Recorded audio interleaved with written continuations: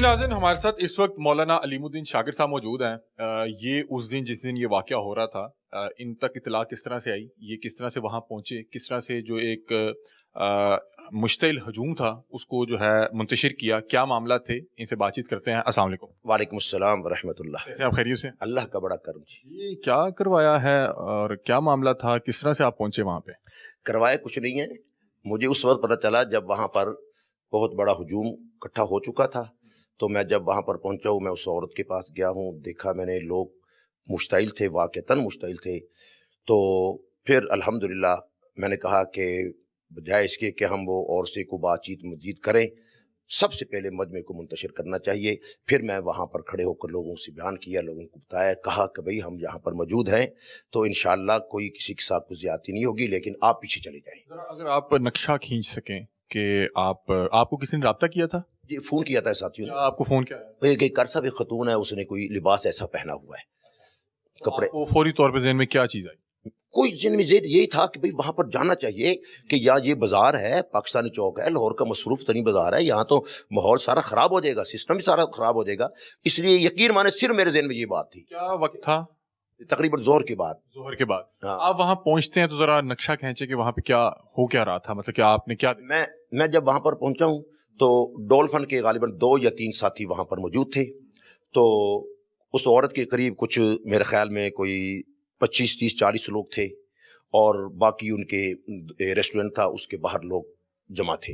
तो जो अंदर थे, मैंने सबसे पहले उनको जाकर कहा भाई सारे बाहर निकलो, ठीक है। 2-3 कुछ साथी रह गए, बाकी सारे बाहर। जो फिर मैंने बाहर निकल कर कहा लोगों को भाई जो यहाँ पर खड़े सारे पीछे चले जाए, ठीक है जी। वो नारेबाजी भी हो रही थी जी, नारेबाजी भी हो रही हाँ, नारे खत्म नबूवत, ताजदार खत्म, नारेबाजी यही हो रही थी, बस कोई ऐसी वैसी मार दो काट दो इस तरह की? नहीं, ये ऐसी हमने वो वीडियो में सुना है, पीछे साहब कह रहे हैं कि मेरे पास कोई पिस्टल है और ऐसे। देखो ना जी, मैंने जो बात देखी सुनी मैं तो वो अर्ज करूंगा जी, क्योंकि आप मुझसे पूछ रहे हो, मैंने वो बात करनी है। वहाँ पे कुछ ऐसे लोग थे जो मतलब कि ये चाहते थे कि बस को नहीं, देखें, ये तो मैं तो नहीं ये बात कह सकता, क्योंकि मुस्तैद तो लोग थे, वाक़तन थे।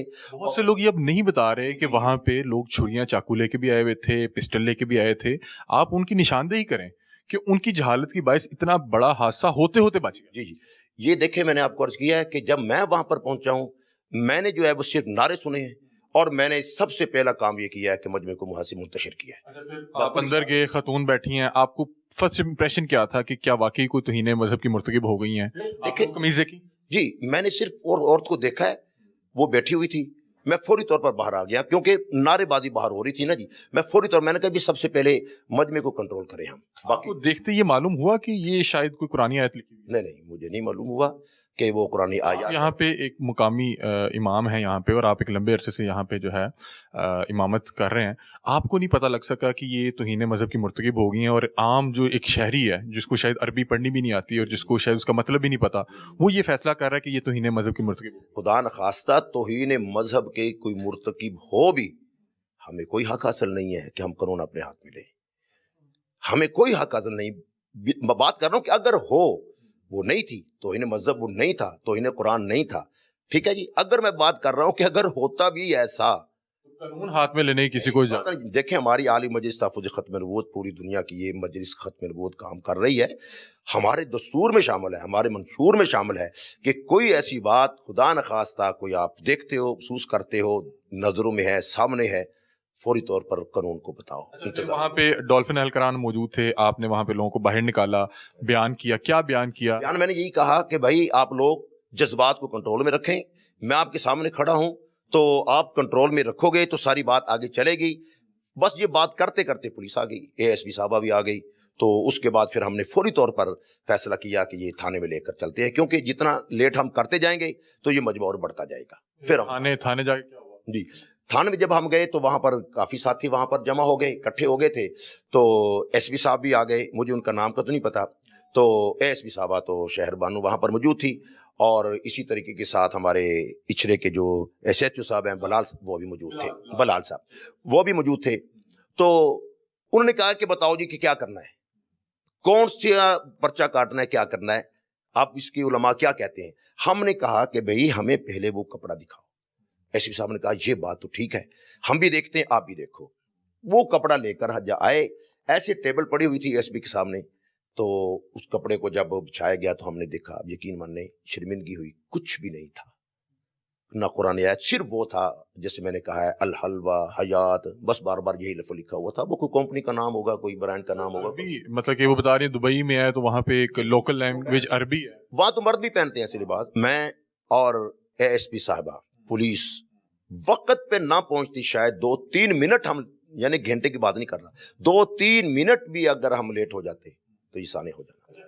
جو وہاں پہ تھانے میں کون احباب موجود تھے, آپ تھے اور کون کون صاحبان موجود تھے؟ مولانا مفتی ثاقب صاحب تھے, تو اچھرے کے ساتھ ہمارے اچھرے کے کچھ تاج حضرات تھے, ہمارے اچھرے بازار کے چودھری صغیر احمد صاحب تھے, چودھری علی انیس صاحب تھے, یہ بھی ہمارے ساتھ وہاں پر موجود تھے. آپ تمام کو شرمندگی ہوئی کہ یہ غلط ہو گیا؟ ظاہری بات ہے جی, پھر بھی معافی وہ خاتون مانگ رہی ہے؟ نہیں, خاتون کو کسی کہا بھی نہیں, وہ خود ہی کہہ رہی ہے, ہم نے کسی نے ان کی معافی والی ایک بھی ویڈیو ابھی تک نہیں نہ دیکھی. نہیں. دیکھیں بات, یہ شرمندگی والی بھی نہیں. دیکھیں نہیں, شرمندگی والی تو ویڈیو کو بن ہی نہیں رہی تھی, وہ تو ہم آپس میں بیٹھ کر بات کر رہے تھے نا جی, ہم تو بیٹھ کر آپس میں بات کر رہے تھے کہ پولیس کی موجودگی میں کہ یار یہ زیادتی ہوئی ہے عورت کے ساتھ نا.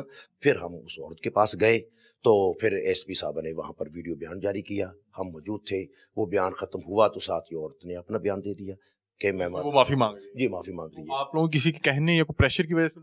نہیں, ہم نے پریشر, دیکھیں جی پریشر تو ہم تب ڈالتے نا جب ہمیں پتا ہو کہ یہ قصوروار ہے. پریشر تو یہی ڈال گیا تھا بھائی, پریشر جو تھا ادھر پڑ گیا بیچاری کہ ہم نے تو اس کو جو ہے وہ گھر پہنچایا ہے. ہم نے تو معافی مانگنے کی ضرورت کیوں پیش ہوئی؟ کیونکہ تب تک انہیں یہ پتہ لگ چکا تھا کہ کوئی ایسا میں کام نہیں کیا جس سے میں مطلب کہ توہین مذہب کی مرتکب ہوئی ہوں. پھر اس ٹائم معافی مانگنے کا مطلب کہ بہت سے لوگ یہ کہہ رہے ہیں کہ خاتون نے معافی مانگی ایٹ دی اینڈ, جس کا قصور بھی کوئی. اصل بات یہ ہے نا جی کہ وہ عورت ہے بیچاری, گھبرا گئی, پریشان ہو گئی. اس نے کہا کہ اگر میں نے ایسا لباس پہنا, میرا کوئی ایسا پروگرام نہیں تھا, ایسا ذہن نہیں تھا, میں نے دبئی سے خریدا, بس میں معذرت چاہتی ہوں. بس اس نے بات کرتے یہ بات کہہ دی, نہ پولیس کی طرف سے کوئی پریشر تھا, نہ ہماری طرف سے کوئی پریشر تھا, کیونکہ ہم پہلے دیکھ چکے تھے, ہم تو پہلے سب کچھ دیکھ چکے تھے. میں یہ بتا دیں کہ اس خاتون کے ساتھ اس کے ہسبینڈ موجود تھے, آپ کی ان سے کوئی بات ہوئی یا خاتون سے جب یہاں پہ؟ نہیں, ان کو یہاں پر جب تھی خاتون نا, اس کے میاں نے کہا یہ کہ یہ میں نے دبئی سے لیا تھا سوٹ نا, بس یہ بات میں نے سنی ہے, لیکن وہاں پر تھانے میں اس کو الگ رکھا گیا تھا, ہماری تھانے میں ان کے میاں سے کوئی ملاقات نہیں ہوئی. اختتام میں آپ سے پوچھنا یہ چاہ رہا ہوں کہ اس کے ہسبینڈ کو بہت سے لوگوں نے بتا رہے ہیں یہاں پہ کہ 2-3 تھپڑ شپڑ بھی لگائے, خاتون کو ہراساں کیا گیا. کیا ان لوگوں کے خلاف قانونی کارروائی نہیں ہونی چاہیے جو ایسی اپنے شک کی بنیاد پہ کسی کو بھی مار دیتے ہیں اور اس کے بعد پھر پتہ لگتا ہے کہ اس طرح کا معاملہ ہی کوئی نہیں؟ دیکھیں بات یہ ہے کہ یہ ہماری ریاست ہے, اسلامی جمہوریہ پاکستان ہے, اسلامی اصول ضوابط قوانین ہمیں پڑھنی چاہیے کہ قرآن کیا کہتا ہے, اسلام ہمیں کیا کہتا ہے, کیا درس دیتا ہے. تو میرا خیال جہاں تک ہے کہ یہ ہماری دین سے دوری ہے, ہمارا دین اسلام. توہین مذہب کرنا ایک جرم ہے تو کسی پر جھوٹا توہین مذہب کا الزام لگانا بھی اتنا ہی سنگین جرم ہے. ہمارا یہ ریاست کا کام ہے نا کہ وہ ریاست کیا قدم اٹھاتی ہے, ریاست کے سامنے سب کچھ ہے, ان کے سامنے سارا مثلا کے تصاویر موجود ہے, ویڈیوز موجود ہے, سارا پروگرام سب کے سامنے ہے. یہ تو جو کام ہے وہ میں نے پہلے عرض کر دیا ہے کہ ہم تو قانون نہیں لیتے ہاتھ میں, جب قانون کا کام ہے, ریاست کا کام ہے. یہ میں یہ سمجھتا ہوں کہ ہمارے ریاست کی بدنامی ہوئی ہے, ہمارے دین کی بدنامی ہوئی ہے, یہ ہمارے نبی اکرم صلی اللہ علیہ وسلم کی ذات اقدس پر خدا نخواستہ یہ حرف آ رہا ہے. آپ کوئی 10 منٹ لیٹ ہو جاتے تو کیا ہو سکتا ہے؟ میرا خیال میں یہ سمجھتا ہوں کہ 10 منٹ نہیں, 2-3 منٹ شاید اگر میں لیٹ ہو جاتا یا ہماری پولیس لیٹ ہو جاتی, یہ کام ہو. بہت شکریہ. ناظرین, ہمارے ساتھ علیم الدین شاکر صاحب موجود ہیں اور ان سے ہم وہ تمام واقعہ ایک تو سمجھنے کی کوشش کر رہے تھے. انہوں نے اس پورے واقعے میں بڑا پازیٹیو کردار ادا کیا. بہت سے میڈیا چینل پہ آپ نے ان کا جو ہے انٹرویو بھی دیکھا ہوگا. اصل میں ان سے جو بات کر رہا تھا وہ ایک تو سمجھنے کی کوشش کر رہا تھا کہ جو اہل علم حضرات ہیں ان کو ان لوگوں کے خلاف کارروائی کرنی چاہیے جو مذہب اور دین کا کسی پہ بھی الزام لگا کے اس کو قتل کر دیتے ہیں بغیر تحقیق کے. اب دیکھیں کہ اگر یہاں پہ کسی بھی قسم کا کوئی سنگین قدم اٹھا لیا جاتا تو یہ تمام لوگ جو ویڈیوز میں موجود تھے آج سب اندر ہوتے, کیونکہ وہ خاتون جو ہے توہین مذہب کی مرتکب ہو ہی نہیں رہی تھی. یہ ان کو کس نے اختیار دیا کہ آپ روڈز پر چوراہوں پہ بیٹھ کے لوگوں کی زندگیوں کا فیصلہ کریں, لوگوں کے ایمان کا فیصلہ کریں؟ آپ کو یہ اختیار کس نے دیا؟ وہاں پہ موجود کسی ایک بھی شخص کو اس لفظ کا میننگ نہیں آتا تھا. ایسے ہی کسی ایک بھی شخص کو لفظ کا مطلب نہیں پتا تھا. ایک شخص جس کو پتا ہوتا یہ ہوتا ہی نا.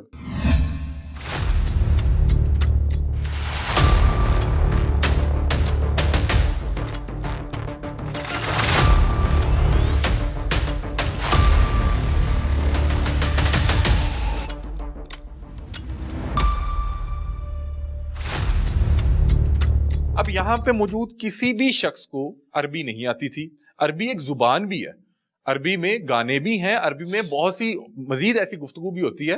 ایک لفظ تھا حلوہ یا حیات. اب ان کے جو معنی ہیں وہ خوبصورت کے جو ہے خوبصورت زندگی, خوبصورت چیز کو حلوہ کہا جاتا ہے, حیات میں نے زندگی. جی, تو اب یہ الفاظی یعنی کہ میننگس سے, اور آپ یہ سمجھ سکتے ہیں کہ ہر معاشرے کا کلچر ڈفرینٹ ہوتا ہے, ان کی زبان ڈفرینٹ ہوتی ہے, وہاں کے کپڑوں کے ڈیزائن ڈفرینٹ ہوتے ہیں. آپ نے دیکھا بہت سے لوگ جو ہے جبہ پہنتے ہیں, اور وہ لکھا کیلی گرافی میں ہوا تھا. کیلی گرافی کو لکھنا اسی انداز میں لکھا جاتا ہے کہ آپ عام انداز میں پڑھ بھی نہیں سکتے اس کو, اس انداز میں ڈیزائننگ کے ساتھ لکھا گیا ہوتا ہے. تو ان صحابان کو لگا کہ شاید کوئی مقدس جو ہے وہ عبارت لکھی ہوئی ہے, کیونکہ ان لوگوں کی کم علمی اور ان لوگوں کی کم عقلی تھی. اور اگر یہ جو ہمارے ساتھ علیم الدین شاکر صاحب موجود ہیں, یہ اور وہاں پہ اے ایس پی شہر بانو نہیں پہنچتے تو وہ بیچاری اپنی جان سے ہاتھ دھو بیٹھتی, اس کی فیملی کو الگ جو ہے پریشر کا سامنا کرنا پڑتا, اور بعد میں پتہ لگتا کہ ایسا کوئی معاملہ تھا ہی نہیں. بتا رہے کہ جب ہم نے دیکھا کہ وہ توہین مذہب کی مرتکب بھی نہیں ہوئی تو ہم سب کو شرمندگی ہوئی, لیکن وہ اتنی گھبرا گئی ہوئی تھی کہ اس کو معافی مانگنی پڑ گئی. اور سوچیں کیا اس طرح کی جو خاتون جو دوسرے کسی ممالک سے یہاں پہ آئی ہے دوبارہ کبھی آپ کے ملک میں آنا چاہے گی؟ آپ کی یہ مہمان نوازی ہے کہ آپ ادھر پسٹل اور چھڑیاں چاقو دکھا کے اس کو بتا رہے ہیں کہ جی ہم اتنے بڑے جو ہے نا اس دین کے ٹھیکیدار ہیں. بھائی آپ ریاست موجود ہے, قانون موجود ہے, پہلے اس چیز کو ایگزامن تو کر لیں. آپ چوک میں کھڑے ہو کے اس خاتون کو کہہ رہے ہیں کہ اپنی قمیض اتار دیں. افسوسناک ہے یہ بات.